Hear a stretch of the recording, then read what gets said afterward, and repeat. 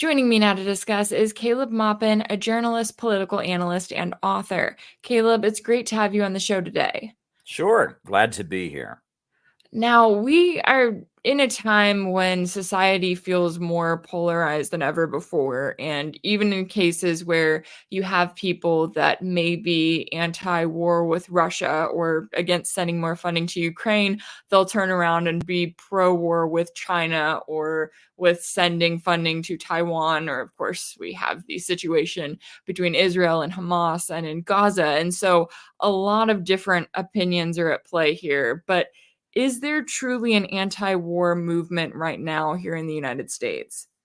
Well, I think we're in kind of a strange situation because for the longest time, really since Donald Trump took office and even earlier, we had a situation where the left, the communists, the socialists, those kind of folks, they have generally been the anti-war movement historically.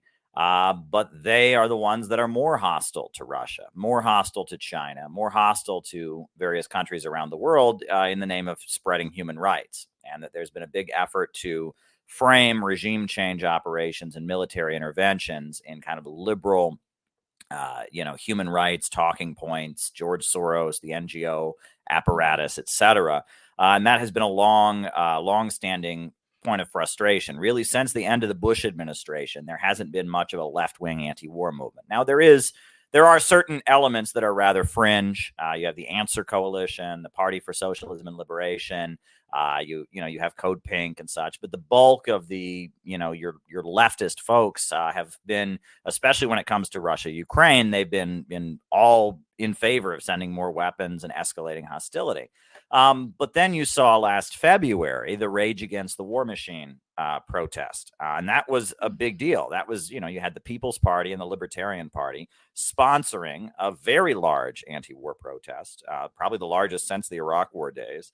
And this anti-war rally included the Libertarian Party. It included Ron Paul, Tulsi Gabbard, Judge Napolitano from Fox News, many different personalities. And it seemed like it was more reflective of the general sentiment among Americans who are anti-war. Because if you look at the polls, the Americans who tend to oppose intervention at this point tend to be more red state and conservative Americans who just, see it in terms of America first, right? I mean, they argue that this is not our business. We shouldn't be spending money on all these other countries while our own country is having so many difficulties. And that tends to be the way that most Americans that are anti-war see things. And a lot of those kind of Americans wouldn't be comfortable going to a rally led by the Answer Coalition or some communist group. And so Rage Against the War Machine seemed like a step forward because it was a demonstration that seemed to reflect the anti-war sentiments that are much more common among the population. And it seemed like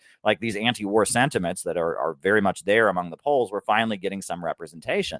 But now the latest escalation, the conflict, in Palestine, the bombardment of Gaza, has created a situation where many of the voices among conservatives that were in favor of not sending weapons to Ukraine and de-escalating and having talks with Russia, they have gone all in as pro-Israel. Robert Kennedy, who's running for president, he is solidly on the side of Israel. Tulsi Gabbard, a very important anti-war voice, former congresswoman from Hawaii, she is solidly on the side of Israel.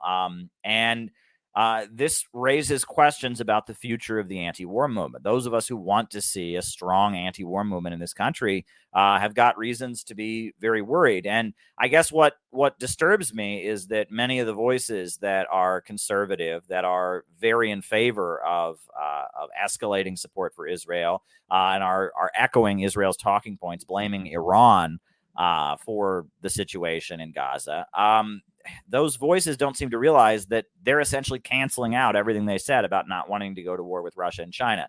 Because if Israel and Iran go head to head directly, at that point, Russia and China would back up Iran, and the United States would back up Israel, and you're talking about World War III. So, I mean, that even though they might be solidly on Israel's side when it comes to the Israel-Palestine situation, if you bring Iran into the fold, we're still talking about the very same World War III that they had been warning us about before. Yeah, exactly. That's a good point. And, you know, it's interesting when we're talking about the Rage Against the War Machine event that was held earlier this year. It seemed like it was at a time when you had plenty of people, as you noted, from all sides of the aisle who were saying, you know what, I am fed up with this situation where the US is continuing to fight this proxy war in Ukraine and to fund it. And they're doing so at unprecedented levels. It's not doing anything for the American people. It's not doing anything for the people of Ukraine. Why are we continuing with this? And is, of course, toying with World War III with Russia. And then we, you know, fast forward a few months, another conflict comes up. And you're right, you have people who will sit there and say, we don't want war with Russia. We want the US to stop funding Ukraine. And then they'll turn around and say, oh, well, actually, we support Israel and we believe that there should be more US involvement in the conflict there. How frustrating is that on your end when you've got people who will say, oh, yeah, I'm anti war on one half of the equation, but then bring another country into it? And it almost feels like, in some cases, all logic about actually being anti war goes out the window. Sure. I mean, it's concerning and it's frustrating, but I think beyond that, there's a couple points that need to be made, and a couple observations that I think should be thrown into the equation.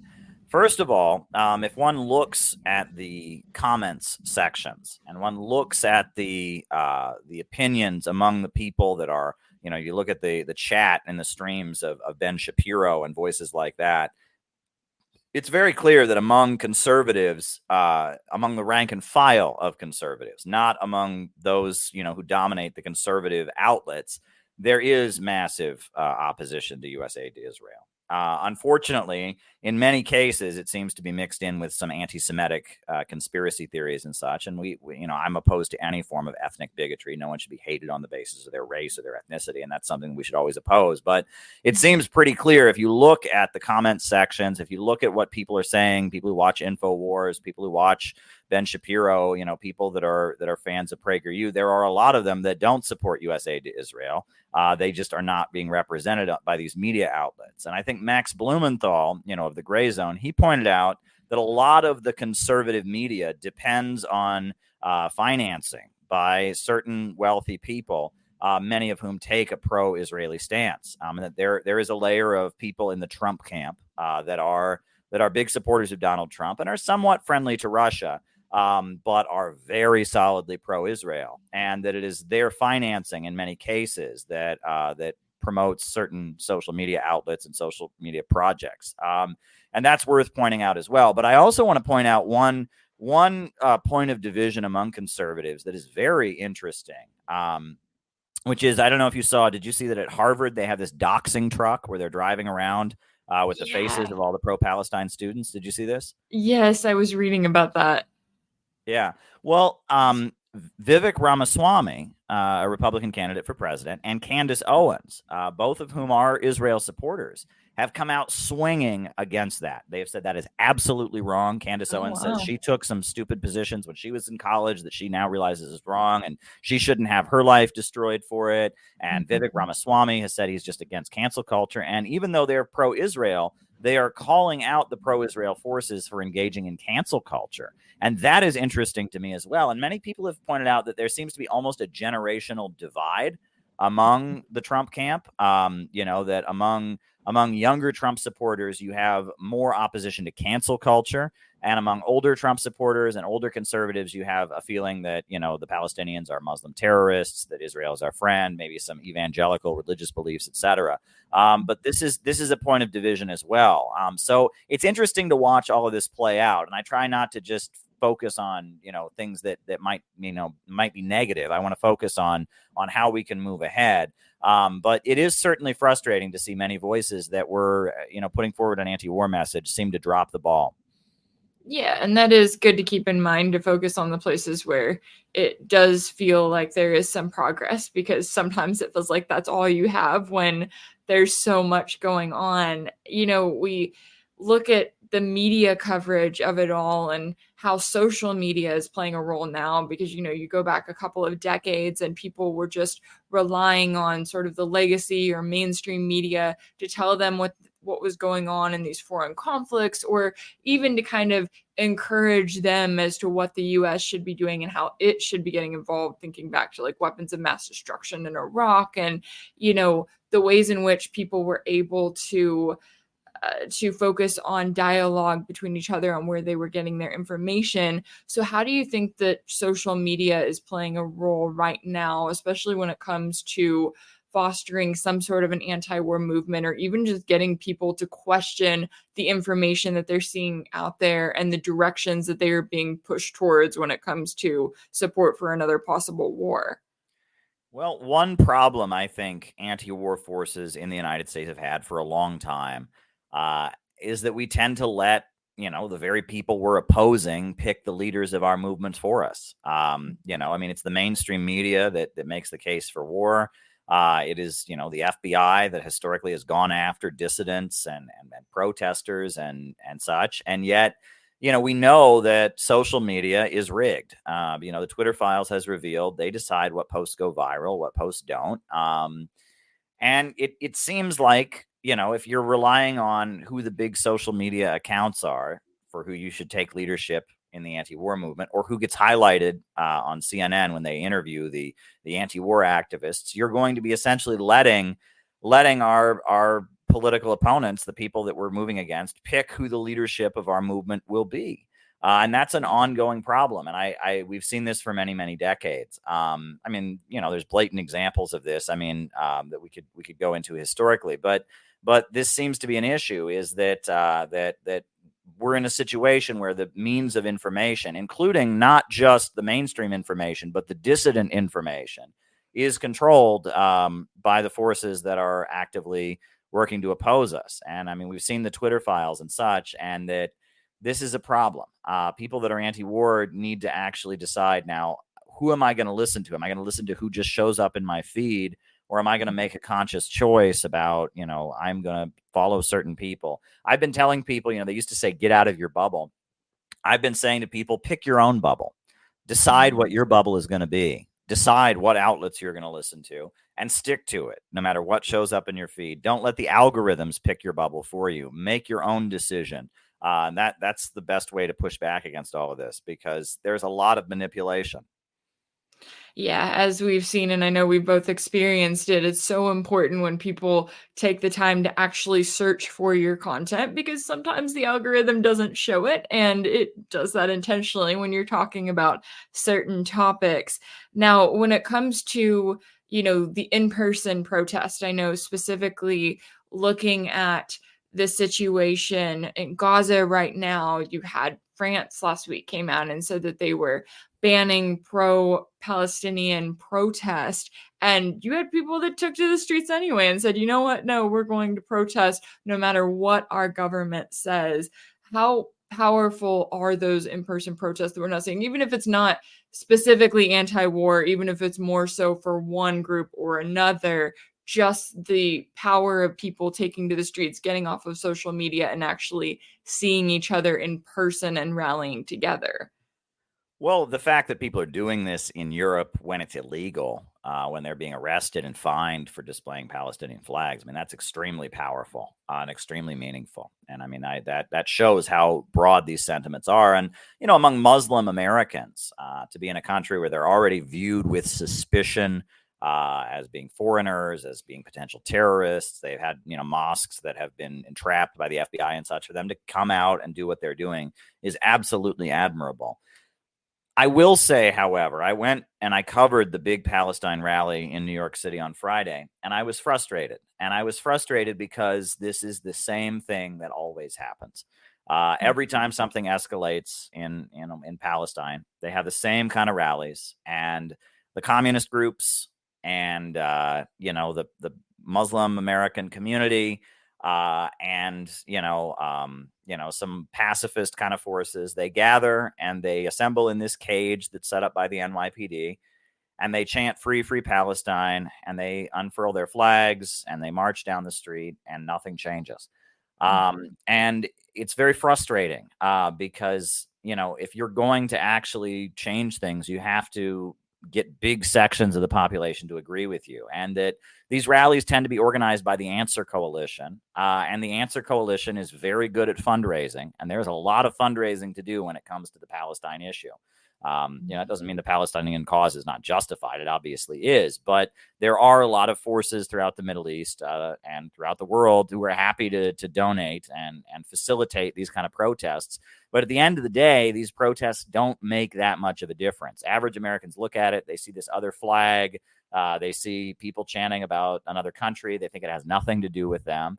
And they go on about their day. And I mean, and if there's going to be a mass movement, the messaging needs to be more in line with the Rage Against the War Machine, that our country is falling apart while we're spending all this money to kill people overseas. That is going to have to be a message. There needs to be a message that will, that will affect and have an influence on millions of Americans. And many of the groups that lead these protests, they make a point of not doing that. They feel that doing so would be promoting racism or promoting American chauvinism. They are more interested in kind of condemning U.S. society as being a racist settler country than they are in actually trying to win people over or change things. Brian Becker, the leader of the Answer Coalition, was quoted in the New York Times in 2007, saying that he didn't really think he could stop the wars, but rather, I believe the quote was, it's about radicalizing people. It's about drawing people into a lifestyle, meaning that it was just kind of about recruiting people to his organization and expanding his influence. He had no illusion about actually changing society. Well, that's not the attitude you should have. I mean, if you actually want to stop the wars, you need to figure out how you can actually stop the wars. And, the far left has its problems. And I guess, I'm excited about Rage Against the War Machine, and I hope, I've spoken with Angela McCurdle of the Libertarian Party, and I've reached out to various people from the coalition. I hope that something can be preserved from that coalition, because it's very important. Because if we just kind of go back to what there was before, the isolated, anti-war left, we're just not in a good place. So I worry about the future of it, because there are millions of Americans who do believe that we should be spending money on jobs and healthcare and education for Americans, not bombing countries around the world. And we need to give them voice. And this Palestine situation has thrown things for a loop, but those sentiments are still there overwhelmingly. Yeah, absolutely. And I think that that's a really interesting point too, because, when it comes to movements like these, and I think even back to like the Black Lives Matter protests that were in DC in 2020, I remember covering those, and you get so many people on the ground that are just frustrated with the current situation, and they may not have all the answers, but in a lot of cases, they get out there because they feel like it is helping in some way. They're not looking at the overarching what's behind it. And I know with a lot of these movements, when it comes down to it, you're right, you can get in a situation where they're just looking to kind of fundraise for that movement and to help themselves, but they're not really looking towards these broader solutions. And a lot of those people on the ground will get involved because, of course, on their end, they may not know what to do. They think like, okay, I'm helping. This is a way for me to help to get involved. When it comes to the Rage Against the War Machine Coalition and how that could possibly be going forward, how important is it to draw together all of these different political beliefs, especially at a time like right now where we're looking at possible World War III, not just over Russia, not just over China, but now possibly over Israel and Palestine as well? Yeah, I want to talk to anyone who's anti-war. My organization, the Center for Political Innovation, we're friendly with Scott Ritter. He'll be speaking at our conference in December. He's a conservative. He's a Reagan Republican. We're friendly with people all across the political spectrum. I'm friendly with Angela McCurdle of the Libertarian Party, Nick Brana of the People's Party. We put on conferences, we put on events, and we're trying to cultivate a layer of U.S. society that has an anti-war perspective. And I want to talk to anybody about it. And there are millions of people in the United States who are wanting to free Julian Assange, don't think he should be thrown in prison for the rest of his life just for exposing the crimes of the Pentagon. There are millions of Americans that don't want to send billions of dollars to Ukraine. Don't want to send billions of dollars to Israel. There are millions of Americans who don't think that escalating things on Taiwan and provoking a confrontation with China is a good thing. And that's who we need to get to, and that's who we need to be working to build, build mass sentiments. And they really need to be heard in Washington, D.C., because that is the majority opinion, I believe. But it's very hard to get it representation. And that I'm less concerned by what someone calls themselves. Someone calls themselves a libertarian, someone calls themselves a conservative, someone calls themselves a communist or a socialist. I'm more concerned by, where do you stand on the actual issues? And if you're opposing war, if you're opposing the police state that is emerging, I want to work with you. And that's what I'm focused on. I'm less concerned about the ideological questions. Yeah. Yeah. No, when it comes to that anti-war movement expanding, especially as we're looking at all of these potential conflicts and, of course, conflicts that the US is already a part of, what is your hope for the anti-war movement in the US over the next year? My hope is that the economic conditions in the country, which are getting worse, can be connected with the global imperialist apparatus and how so much is spent on wars, etc. My hope is that as Americans' living conditions get worse, they will understand that that what they're up against is tied in with a whole global network of big banks and corporations and the military and the Pentagon, et cetera, and that the economic frustration amid this inflation can give rise to new anti-war sentiments, and sentiments that the power structure is forced to acknowledge, because the sentiments give birth to action. Yeah, certainly a lot at stake here, but also a lot of potential for the ways in which we can learn and grow. Caleb Maupin, journalist, political analyst, and author, thank you so much for your time and insight today. Sure. Thank you, Rachel.